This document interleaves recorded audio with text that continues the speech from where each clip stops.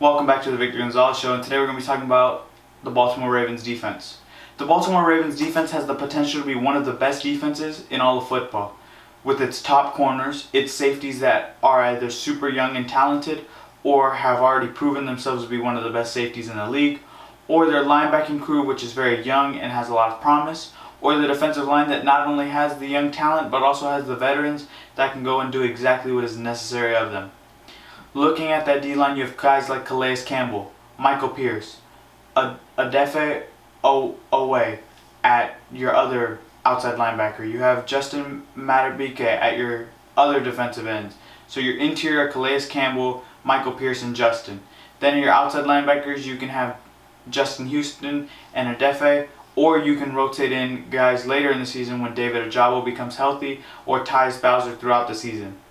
Then at your other backup interior guys, you have Travis Jones as your backup nose tackle or your guy over the guard, and then you have Brett Urban. At your linebacker, you have Patrick Queen, Josh Bynes, Malik Harrison, and Zakoby McClain. Those top three are solidified, while Zakoby McClain will be fighting for linebacker number 4 with him being an undrafted free agent. Then at your cornerback group, you have Marcus Peters and Marlon Humphrey. The two best corners in all of football when you pair them together versus any other team. I think that's fair. And then you have guys like Kyle Fuller, Jalen Amour-Davis, who can be number 3 and 4s, who can rotate in there when you have guys like Marcus Peters or Marlon Humphrey getting tired, which is one of those things when you have cornerback depth, it's something that is a high priority in the NFL, and it's hard to do with how important and how highly paid corners do get paid. Then you're looking at your safeties. You have Marcus Williams and you have Kyle Hamilton. Marcus Williams, who's extremely good with New Orleans, and Kyle Hamilton, who is extremely good with Notre Dame. And then you have Chuck Clark, who's been good with Baltimore for years, but really hasn't been a starter.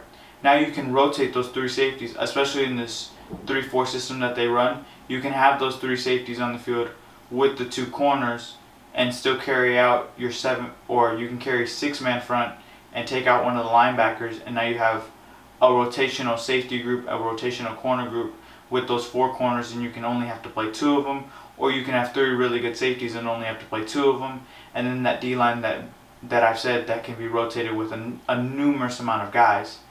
And then your kicking and punter, your kicker, you have the best kicker in all of football in Justin Tucker, which makes it that much easier when you can kick a 67-yarder in a dome, which is, there's no wind to his back, there's no wind against him, and he's still drilling 67 right down the middle against the Detroit Lions to not only win the game, but he's also breaking an NFL record, which if you just put pressure on pressure, that's crazy. Now looking at this defense, with how this offense is run, with the amount of run plays that they have and the time of possession that they get, allowing this defense to rest is going to make them even more dangerous. Because an offense being out of rhythm plus a defense having a lot of guys, which this defense has, could make them not only one of the scariest teams in September, but one of the scariest teams in January and maybe even February.